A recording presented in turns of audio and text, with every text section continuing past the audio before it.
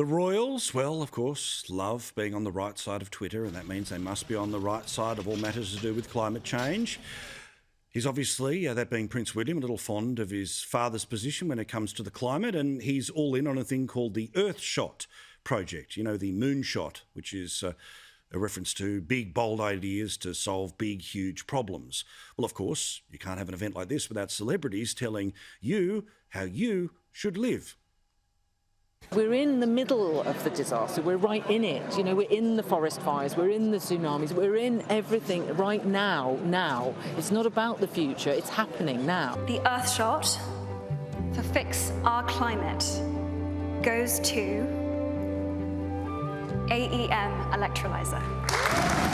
The Earthshot for Clean Our Air is awarded to Takacha.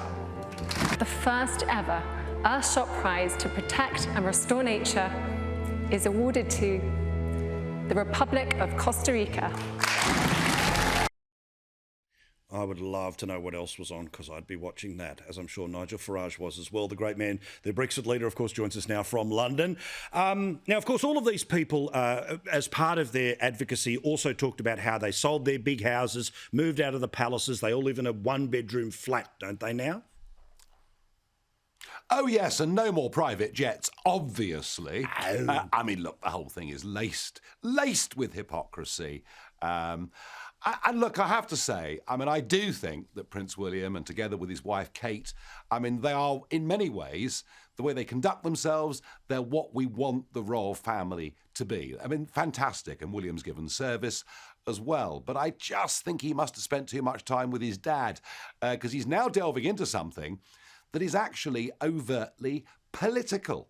We're being told that there'll be no sales of petrol or diesel cars after 2030. We're now being told that from 2035, we won't be able to buy a gas boiler. We'll have to get a heat pump, which is going to cost probably £10,000 to £12,000 for each household. Whoa. And the danger, I think, of the royal family getting involved in this is it's all well and good talking about going green if you're rich, but it's ordinary people that are going to have to pay a very, very heavy price. So I think, to be honest, William's made a bit of a mistake here.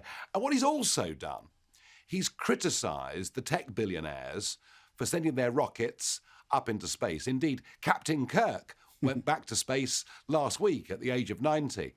And, all right, it could be these rich guys showing off, but I think to stand in the way of scientific and technological progress, actually, I think he's getting this just wrong.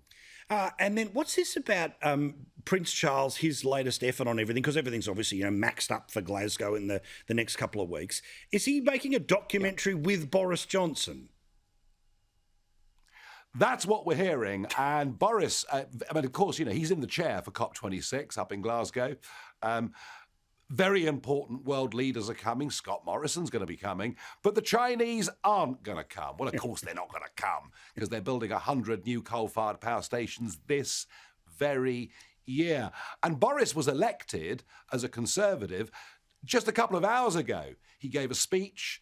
He says we're going to become the Qatar of hydrogen, on top of being the Saudi Arabia of wind. And Boris, whether it's something in the water at Downing Street, I'm not sure, but he's metamorphosised from being a Conservative into being a liberal urban greenie. And he is determined that COP26 will see all these wonderful, virtuous statements, none of which are affordable, and most of which will never, ever happen. And I say that as somebody, I want us to have clean oceans. I want us to have a good environment. But the way we're doing it is frankly nuts.